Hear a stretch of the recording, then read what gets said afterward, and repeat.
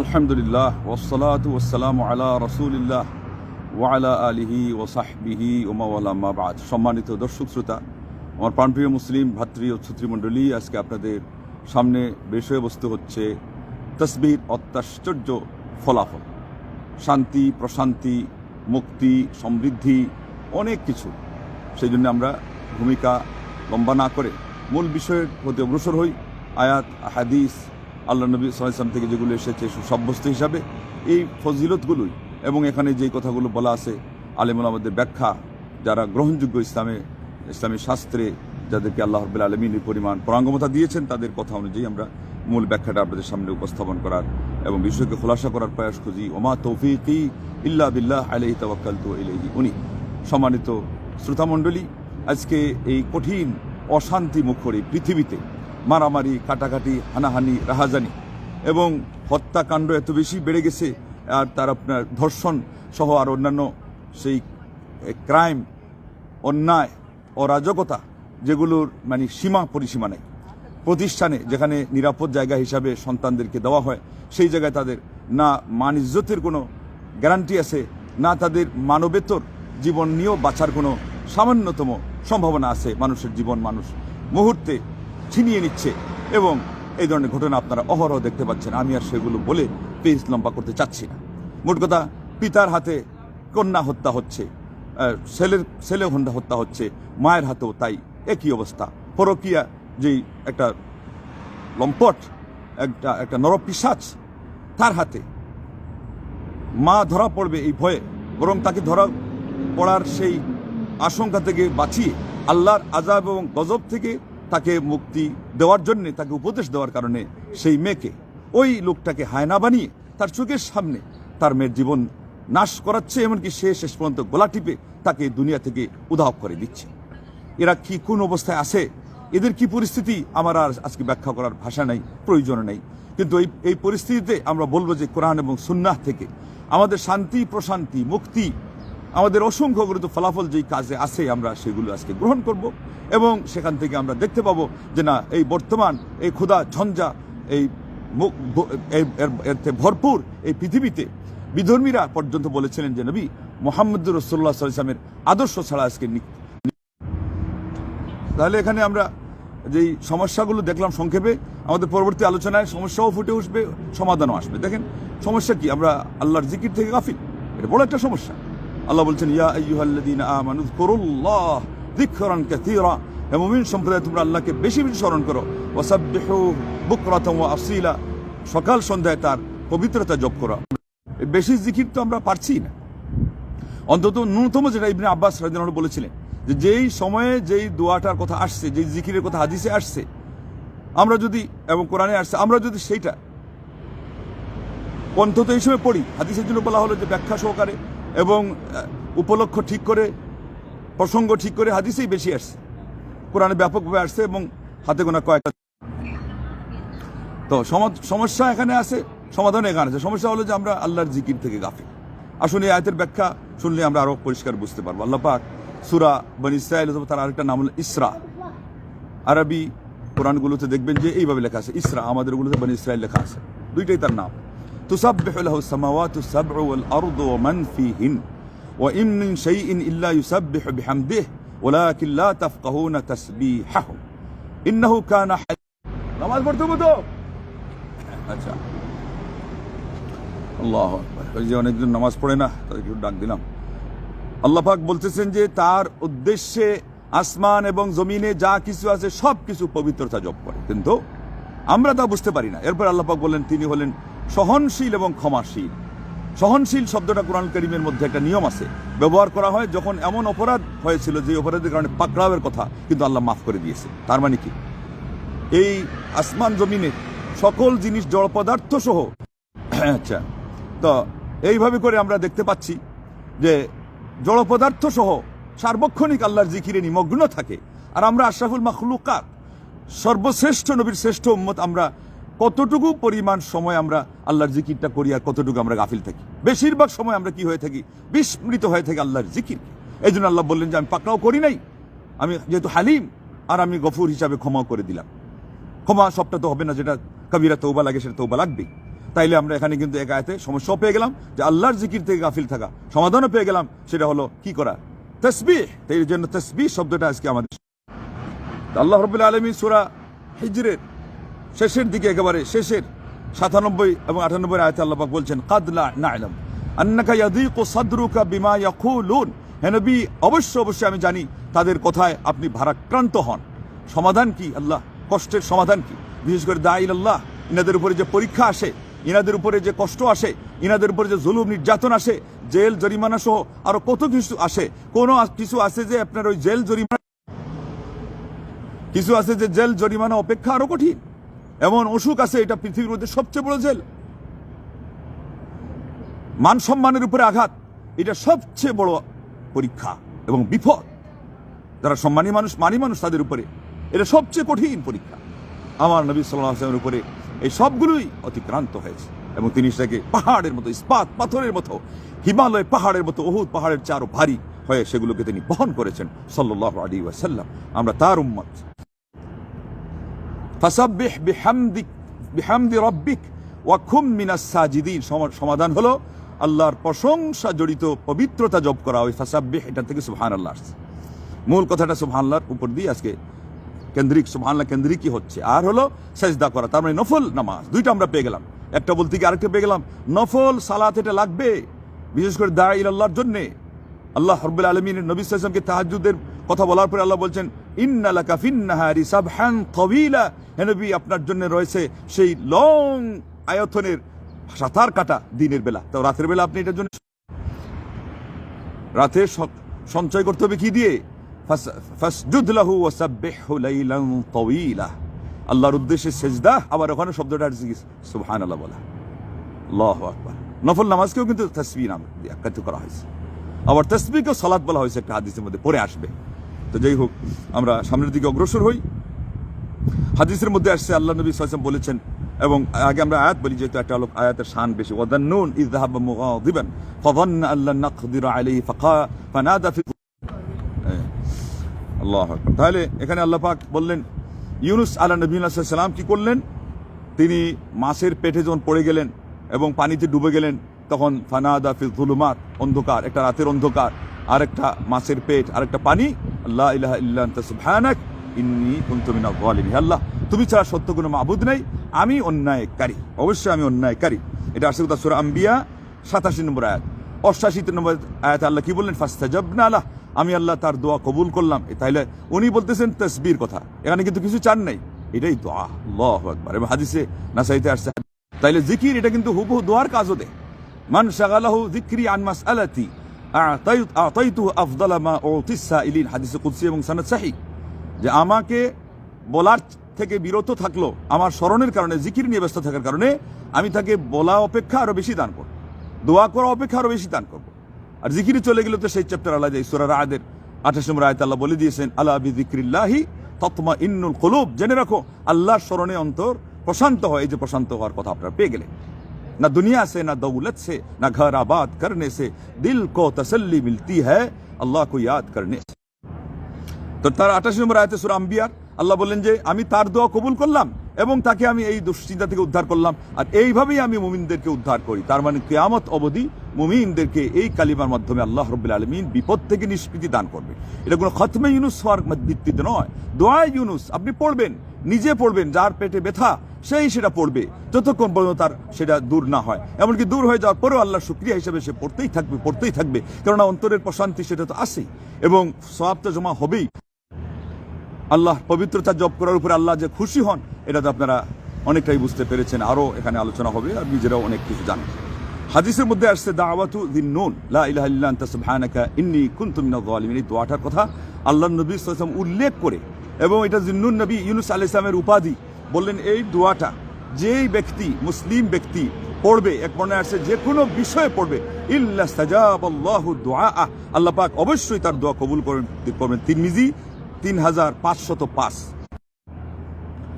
এইভাবে হাদিসের মধ্যে আসছে আদাবুল মুফরাদ 547, মুসনাদে আহমদ 6583 হাদিস আসছে, নূহ আলাইহিস নবী সাল্লাল্লাহু মৃত্যুর পাককালে অন্তিম মুহূর্তে তার ছেলেকে বললেন, আমি তোমাকে দুইটা বিষয় নির্দেশ দিচ্ছি আর দুইটা বিষয় থেকে তোমাকে বারণ করছি, নিষেধ করছি।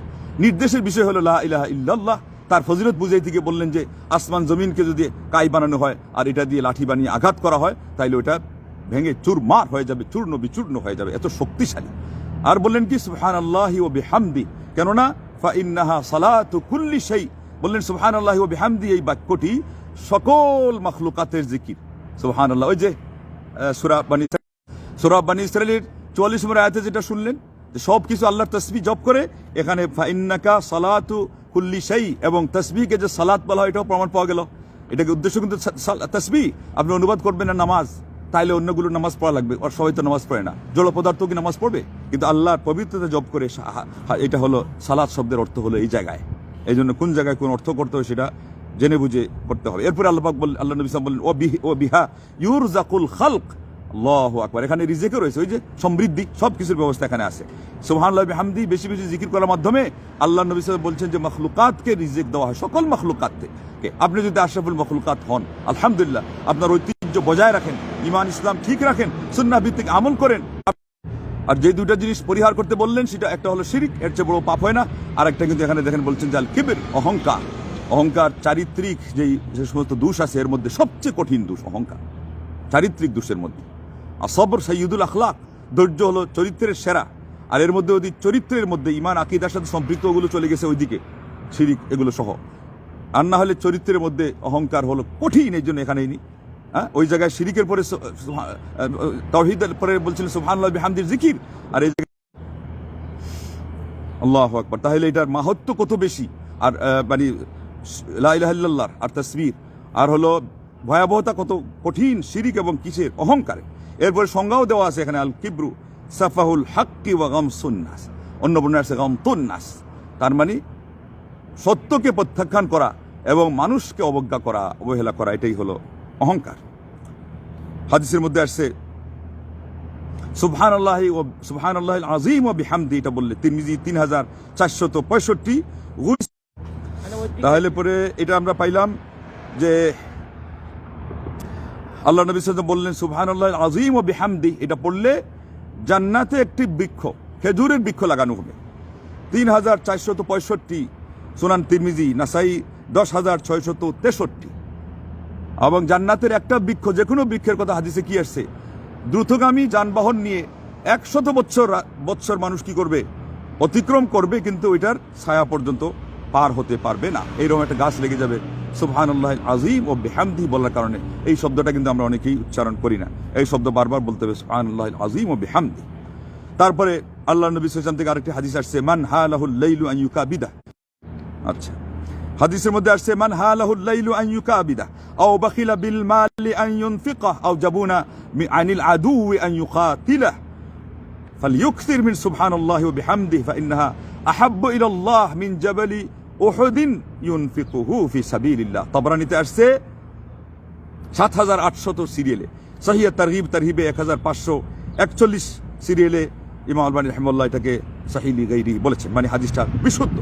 যে ব্যক্তি রাতে তাহাজ্জুদ পড়তেও পারে না, অসমর্থ এবং কৃপণ, সম্পদ হয়তো কৃপণতার কারণে আল্লাহর পথে সে ধন দৌলত টাকা পয়সা এগুলো ব্যয় করে না, আর কাপুরুষতার কারণে যুদ্ধের ময়দানে শত্রুর মোকাবেলা করতে গিয়ে সে যুদ্ধে প্রবৃত্ত হয় না, তার বিকল্প আল্লাহ নবী সাল্লাল্লাহু আলাইহি ওয়াসাল্লাম কি বললেন?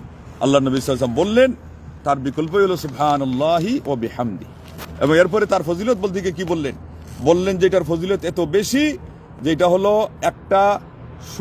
একটা স্বর্ণের পাহাড়, আল্লাহর পথে ব্যয় করা অপেক্ষা উত্তম হলো এই সুবহানাল্লাহি ওয়া বিহামদির জিকির। আল্লাহু আকবার। আরেক বর্ণনায় আসছে আরেকটা রূপার পাহাড়, দুইটা পাহাড়, ওইটা নিয়ে হয়তো সনদে একটু বেশি কথা আছে, এটা আর কি শক্তিশালী। সোনার একটা পাহাড়, এটাকে কি মনে করেছেন? পাহাড়। ইসলামে যখন পাহাড়কে ব্যাপকভাবে বলা হয় তখন বড়টা বোঝানো হয়। আমাদের লোকজন যেমন হিমালয় পাহাড় বোঝায়, ইসলামে ওটাকে উহুদ পাহাড় বোঝায়। উহুদ পাহাড় লম্বা প্রায় 7 কিলোমিটার, দৈর্ঘ্য 3-3.5 কিলোমিটার, আর পাহাড়ের উপরে যতটুকু তার চেয়ে 95% হলো মাটির নিচে। আল্লাহু আকবার। তাহলে পরে সোনার একটা পাহাড় কোথায়? আর সুবহানাল্লাহি ওয়া বিহামদি মাত্র একবার, আর আপনি যদি অভ্যাস করেন তাহলে কতবার আপনার বলা হচ্ছে। সেজন্য তো উৎসাহ দেওয়া হয়েছে ওই হাদিসে, যেটা বুখারীর শেষ হাদিস, যে উচ্চারণে অতি সহজ, ওজনের পাল্লায় খুবই ভারী, আল্লাহর নিকটে অতি প্রিয়। আল্লাহু আকবার, সেখানে একটু লম্বা শব্দ সুবহানাল্লাহি ওয়া বিহামদিহি সুবহানাল্লাহিল আযীম, এটা কিন্তু আরো অপরিচিত। ওই বুখারী শরীফের খতমে বুখারীর দিন বলা হয়, পড়ানো হয় বা দর্শ দেওয়া হয়, এরপরে এই তাসবিহ আমার মনে হয় না যে আলেমরাই বেশি পড়েন করে, এটা ভুলে যায়। ফজিলতপূর্ণ জিনিস, যত বেশি ফজিলতপূর্ণ জিনিস, শয়তান কিন্তু সেখানে আগ্রহ রাখে সবচেয়ে বেশি মানুষকে ভুলিয়ে দেওয়ার জন্য, গাফিল করে দেওয়ার জন্য। সবচেয়ে ফজিলতপূর্ণ সূরা ফাতিহা, আমরা ওই নামাজে পড়া ছাড়া আর পড়ি। সর্বোত্তম জিকির লা ইলাহা ইল্লাল্লাহ, এটার কোনো আলাদা জিকিরের সংখ্যা বলা নাই। ওই লা ইলাহা ইল্লাল্লাহ ওয়াহদাহু, এটার সাথে 100 বার আবার 10 বার বলা আছে, ওইটার অন্তর্গত হিসাবে আসে। শুধু লা ইলাহা ইল্লাল্লাহর জিকির আমরা কিন্তু অত বেশি জপি না, অথচ গুনগুনিয়ে শব্দ হলে মৃত শব্দে যে জিকিরটা আপনি আওড়াবেন আসমানের নিচে জমিনের উপরে, সর্বোত্তম কথা হিসাবে আল্লাহ নবী সাল্লাল্লাহু আলাইহি ওয়াসাল্লাম বলেছেন লা ইলাহা ইল্লাল্লাহ। আর ওটার কথা বলেছেন লা ইলাহা ইল্লাল্লাহু ওয়াহদাহু লা শারীকা লাহু লাহুল মুলকু ওয়া লাহুল হামদু ওয়া হুয়া আলা কুল্লি শাইইন কাদির আফদালু মা কুলতু আনা ওয়ান নাবিয়্যুনা মিন ক্বাবলি, আমি এবং আমার পূর্বে সকল নবীরা মিলে সর্বোত্তম যেই কথাটি বলেছেন এটাই হলো এটা। আমরা সর্বোত্তম জিনিসগুলো থেকে প্রায় সময় কিন্তু আমরা এড়িয়ে চলি, আমরা উদাসীন হয়ে থাকি, আমরা বিস্মৃত হয়ে থাকি। আসুন, আরেকটা রয়ে গেছে তাসবিহর সাথে সম্পৃক্ত সুবহানাল্লাহি ওয়াল হামদুলিল্লাহ ওয়া লা ইলাহা ইল্লাল্লাহু আল্লাহু আকবার। এটা সম্পর্কে আগে একটা চিকন কথা বলা হোক। এটার সকল শব্দ কিন্তু কোরআনে আছে আলাদাভাবে, এখানে যুক্ত হয়ে গেছে, সেই জন্য আল্লাহর কাছে এটা সবচেয়ে প্রিয় হয়ে গেছে। কোরআনে 2 জায়গায় তার সব মিলে 3টা ফজিলত কথা বলা হয়েছে। একটা হলো সূরা কাহফের মধ্যে আসছে, আর আরেকটা হলো সূরা কাহফের হলো 46 নম্বর আয়াত, ওয়াল বাকিয়াতুস সালিহাতু খায়রুন ইনদা রাব্বিকা সাওয়াবান ওয়া খায়রুন আমালা। বাকিয়াতুস সালিহাত বলা হয়েছে এই কালিমাগুলো যেটা বললাম, তোমার রবের নিকটে সওয়াব মানে প্রতিদান হিসাবে এবং আশা হিসাবে। আল্লাহু আকবার, আপনি আশা করতে পারেন এটা দিয়ে, তাহলে আশা পুরা হওয়ার দোয়া হলো সুবহানাল্লাহ আলহামদুলিল্লাহ, আমরা এটা জানি না। আরেকটা হলো খায়রুন ইনদা রাব্বিকা সাওয়াবান ওয়া খায়রুম মারাদ্দা, এটা হলো সওয়াব হিসাবে এবং পরিণতি হিসাবে। এটার কথা আসছে সূরা মারইয়ামের 76 নম্বর আয়াতে, এটা দেখে নিয়ে। হাদিসের মধ্যে কি আসছে, লা আন আকুলা সুবহানাল্লাহ আলহামদুলিল্লাহ ওয়া লা ইলাহা ইল্লাল্লাহ আল্লাহু আকবার, এই কথাটা আমার জন্য বলাটা আহাব্বু ইলাইয়া মিম্মা তালাত আলাইহি শামস, যত জিনিসের উপরে সূর্য তার কিরণ ছড়ায়, আল্লাহু আকবার, মানে সারা পৃথিবী, তার থেকে উত্তম আমার কাছে হলো এই কালিমা বলা, একবার বলা হয়। এটার কিন্তু কোনো সংখ্যা আসে নাই, সকালে বিকালে সময় নির্ধারণ করা হয়নি। তার মানে কি ফজিলত এত বেশি, আপনি নিজেই বলেন সারা পৃথিবীর মধ্যে আল্লাহ নবী সাল্লাল্লাহু আলাইহি ওয়াসাল্লামের কাছে সবচেয়ে প্রিয় লা ইলাহা ইল্লাল্লাহ। আর কোরআনে 3টা ফজিলত আপনারা শুনলেন, হাদিসে যেখানে আরো কয়টা ফজিলত আসছে, আল্লাহু আকবার, হাদিসে আরো কয়টা ফজিলত আসছে। একটাতে আসছে যে এটার জন্য আল্লাহ নবী সাল্লাল্লাহু আলাইহি ওয়াসাল্লাম বাখিন বলেছেন, বাহবা দিয়েছেন, এটার মর্যাদার এত বেশি হিসাবে। আর আরেকটাতে বলছেন হুদু জুন্নাতাকুম, এটা বাহন, ঢাল, তোমরা তাদের বাহন না, ঢাল গ্রহণ করো। সাহাবারা বললেন আমিনান নার, জাহান্নাম থেকে বাঁচার ঢাল, বলে না, তোমরা বলো এই কালিমা। এরপর বললেন ফাইন্নাহুন্না ইয়াতিনা ইয়াউমাল কিয়ামাতি মুকাদ্দিমাতিন ওয়া মুআখিরাতিন, এটা তোমাদের জন্য কিয়ামতের দিন অগ্রণী হয়ে আসবে, অগ্রজ হয়ে আসবে, তোমাদের সামনে সম্মুখ দিক থেকে টানবে, মুআখিরাত পিছন থেকে আবার সামনের দিকে ঠেলে দিবে, লা ইলাহা ইল্লাল্লাহ। এরপর এটা বলে শেষ নেই, ওয়া মুনজিয়াত, আযাব থেকে রক্ষা করবে, এদিক থেকে জাহান্নামের আগুন এসে আক্রমণ করতে চাইলে সে সেভ করবে, ওদিক থেকে আক্রমণ করতে চাইলে সেভ করবে, যেদিক থেকে আক্রমণ করুক। ও হুন্নাল বাকিয়াতুস সালিহাত, তারপরে আল্লাহ সাহেব বললেন এগুলো হলো অবশিষ্ট নেক আমল। নাসাই 10,684 আর মুআজামুল আওসাতের মধ্যে 4,027 সিরিয়াল হাদিস আসছে, সনদ হলো হাসান, মানে উত্তম। আল্লাহু আকবার। সবশেষে আমরা বলবো সূরা তাহার 33 এবং 35 নম্বর আয়াত, 33 থেকে 35 নম্বর আয়াতে আল্লাহ রাব্বুল আলামিনের নবী মুসা আলাইহিস সালাম তার ভাই হারুনকে তার সঙ্গে রাসূল হিসাবে আল্লাহ যেন মোতায়েন করে দেন, তাতে সহযোগিতা হবে। আর এরপরে কি বললেন, কাই নুসাব্বিহাকা কাসীরান ওয়া নাযকুরাকা কাসীরা ইন্নাকা কুনতা বিনা বাসীরা, হে আল্লাহ, যাতে করে আমরা তোমার পবিত্রতা বেশি বেশি জপ করতে পারি। জিকির এবং তাসবিহ দুইটা কিন্তু একসাথে এসে গেল, কাই নুসাব্বিহাকা কাসীরা ওয়া নাযকুরাকা কাসীরা। এবং নবুয়ত পাওয়ার পরে বলছেন যে আল্লাহ রাব্বুল আলামিন যখন তার উশদুদ বিহি আজরি বলছেন যে আমার ভাইকে আপনি রিসালাত দিয়ে দেন, আর এর মাধ্যমে আমার বাহুকে আপনি শক্তিশালী করেন। বিশেষ কারণ হলো যে ওনার কথা কি সুস্পষ্ট না, আর হারুন আলাইহিস নবী সাল্লাল্লাহু আলাইহি ওয়াসাল্লামের কথা কি সুস্পষ্ট। তাইলে বোঝা গেল দাওয়াতি অঙ্গনে কথা পরিষ্কার বলা এটা একটা বিষয়, এটার মধ্যে প্রভাব সৃষ্টি হয় এবং সহযোগিতা হয়। আর একজনের সাথে আরেকজন যদি দাঁড়িয়ে যায়, তাইলে এটার মাধ্যমে কি হয়, কত শক্তি না হয়। আর যদি আল্লাহ নিয়ামত দেন, তাহলে সবশেষে বোঝা গেল নিয়ামতের শুকরিয়া হিসাবে জিকির বেশি করতে হয়, আল্লাহর তাসবিহ পবিত্রতা বেশি জপ করতে হয়। তা না হলে তো গুনাহগার মানুষ হিসাবে আমাদের জন্য ইস্তিগফার বেশি জরুরি। আস্তাগফিরুল্লাহ আস্তাগফিরুল্লাহ আস্তাগফিরুল্লাহ, উঠতে বসতে চলতে ফিরতে, সেটা করলেও তো হাদিসে আসছে যে আপনার দুশ্চিন্তা দূর হয়ে যাবে, আপনার সংকটাপূর্ণ অবস্থা থেকে নিষ্কৃতি মিলবে এবং আপনার অকল্পনীয় পন্থায় আল্লাহ পাক রিজিকের ব্যবস্থা করে দিবেন। জিকিরের মধ্যে কোন জিনিসটা নাই? সেজন্য ইমাম ইবনুল কাইয়িম রাহিমাহুল্লাহ আল ওয়াবিলুস সাইয়্যিবের মধ্যে ৮০-র ঊর্ধ্বে আপনার জিকিরের ফজিলতের কথা উল্লেখ করেছেন। এটা উনি চাইলে ১০০ পর্যন্ত গড়ায় নিতে পারতেন। আল্লাহ আল্লাহ আল্লাহ। এই জন্যে এইভাবে করে আমরা বুঝতে পারলাম আল্লাহর তাসবিহ জপ করা, বিশেষ করে সকাল সন্ধ্যায়, যেটা আল্লাহ এখানে মেনশন করেছেন, ওয়াসাব্বিহুহু বুকরাতান ওয়া আসীলা, সূরা আহজাবে। তাই সকাল সন্ধ্যায় যেগুলো বিশেষ করে জিকির আছে, এগুলো আমাদের নিয়মিত পড়া দরকার। সালাতের পরে যেগুলো, এগুলো নিয়মিত পড়া দরকার। আর যে যে উপলক্ষে যেটা আসছে, এগুলো পড়া দরকার। আর সান্ত্বনার জন্য কি বুঝতে পারলেন, সুবহানাল্লাহ এবং নফল ইবাদত, এটা খুবই জরুরি। আর সূরা বাকারা আল্লাহ তো বলে দিয়েছেন, ইয়া আইয়ুহাল্লাযীনা আমানু ইসতাঈনু বিস-সাবরি ওয়াস-সালাহ। এবং সূরা বাকারার মধ্যে আল্লাহ রাব্বুল আলামিন বলেছেন, ইয়া আইয়ুহাল্লাযীনা আমানু ইসতাঈনু বিস-সাবরি ওয়াস-সালাহ ইন্নাল্লাহা মা'আস-সাবিরিন। হে মুমিন সম্প্রদায়, তোমরা সাহায্য কামনা করো ধৈর্যের মাধ্যমে এবং সালাতের মাধ্যমে। সালাত, ফরজ সালাত তো সময় হয়ে গেলে পড়বেন। আল্লাহ নবী সাল্লাল্লাহু আলাইহি ওয়াসাল্লাম বলতেন, আরিহনা ইয়া বিলালু বিস-সালাহ, বিলাল নামাজের সময় হয়েছে কিনা, সালাতের মাধ্যমে আমাকে শান্তির ব্যবস্থা করে দাও। তা না হলে কি করবেন, নফল সালাতে দাঁড়িয়ে যাবেন। যেমন আপনারা ওই আয়াতের মধ্যে পাইলেন, ফাসাব্বিহ বিহামদি রাব্বিক, সূরা হিজরের, পাইলেন কি পাইলেন না? সূরা হিজরের শেষের দিকের ২ আয়াতের আগে অথবা ১ আয়াতের আগে, ফাসাব্বিহ বিহামদি রাব্বিক ওয়া কুম মিনাস সাজিদিন। আল্লাহু আকবার। সালাত এবং তাসবিহ, এই দুইটাকে, সালাত এবং তাসবিহ এই দুইটাকে একসাথে উল্লেখ করা হয়েছে। প্রায় সময় এটাই করা হয়, যেহেতু এই দুইটা হলো প্রশান্তির একেবারে মহৌষধ। যত অশান্তি এগুলোকে করে দে ঘুরে বালি। আল্লাহু আকবার। অথচ আমরা এটা বাদ দিয়ে এইদিকে লুলুপ দৃষ্টি, ওইদিকে এইটা কথা নিয়ে ব্যস্ত, এইদিকে উনি এটা কেন বললো, এইদিকে উনি এটা কেন করলো, আমার জন্য এটা কেন হলো না, এই না সেই না। এগুলোতে অশান্তি আর বাড়ে না কমে? অশান্তি আর বাড়ে। ন্যায্য কথা যেটা বলার হবে পরিমাণ মতো হবে, কিন্তু বেশি হবে কি আল্লাহর জিকির, বেশি হবে আল্লাহর স্মরণ। মুমিনা জিকিরে খোদা।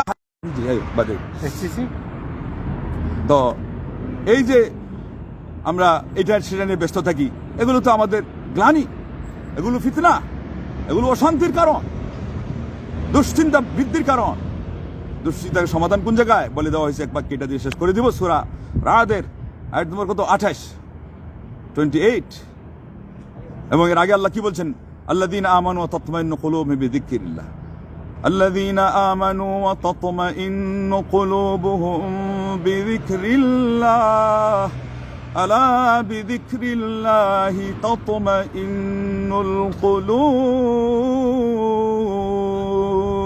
আল্লাহ পাক বললেন যে যারা ঈমান এনেছে তাদের অন্তঃকরণ আল্লাহর স্মরণে প্রশান্ত হয়।